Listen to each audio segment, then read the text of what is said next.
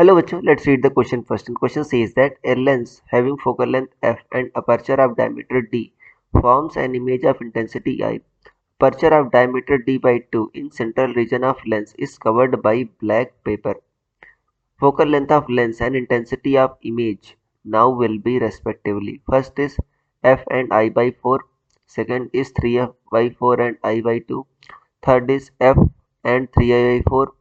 Fourth is F by two and I by two. So student सबसे पहले आपको समझना की कंसेप्ट क्या है इसमें। की कंसेप्ट इज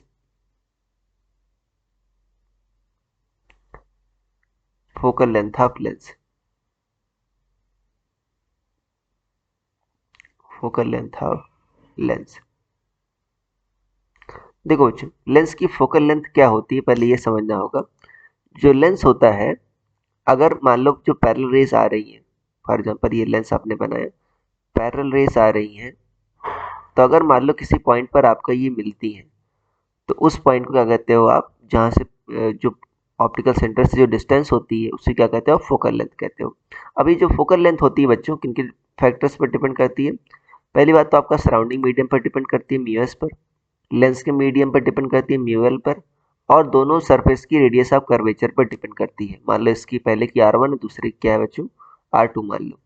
तो जो 1/f का फार्मूला होता है, 1/f क्या होता है आपका, mu minus one, mu lens upon mu medium minus one, 1/R1 minus 1/R2। R1 R2 क्या है बच्चों, रेडियस ऑफ कर्वेचर है। अब इस क्वेश्चन को पढ़ते इसमें कह रहा है कि आपका जो आपका aperture of diameter d by 2 central region बच्चों आपको ब्लैक पेपर से कवर कर दिया गया। अब सेंट्रल रीजन क्या कर दिया आपने, ब्लैक कर दिया, मान लो ऐसे कर दिया। अब बच्चों देखो, ये जो लेंस होता है ना, ये आपका वैसे दिखा तो हम ऐसे सकते हैं, बट वास्तव में ऐसा होता है। तो इसका जो डायमीटर d बाई 2 है उसको आपने बच्चों क्या कर दिया, ब्लैक कर दिया बीच में। मतलब ब्लैक कलर क्या करेगा, वो ऑब्जर्व कर देगा, वहां से लाइट पास होगी नहीं। तो देखो, जो रीजन होगा जिससे अब लाइट जाएगी वो क्या होगा, पाई आपका डी बाई 2 का होल स्क्वायर।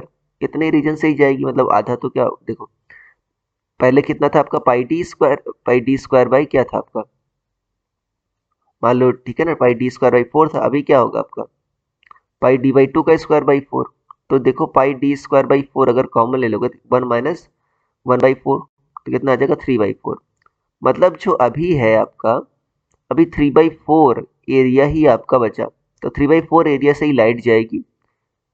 ठीक है, तो मतलब जो इंटेंसिटी होगी लाइट की, जो इमेज की इंटेंसिटी होगी, पहले तो पूरे एरिया से जा रही थी, तो मान लो आई इंटेंसिटी थी, अभी सिर्फ 3/4 एरिया से ही लाइट जा रही, तो इंटेंसिटी कितनी होगी, 3I/4 हो जाएगी। और दूसरी बात है कि फोकल लेंथ कितनी हो जाएगी। देखो बच्चों, फोकल लेंथ लेंस के मीडियम पर, सराउंडिंग के मीडियम पर, रेडियस ऑफ कर्वेचर पर डिपेंड करती है सिर्फ।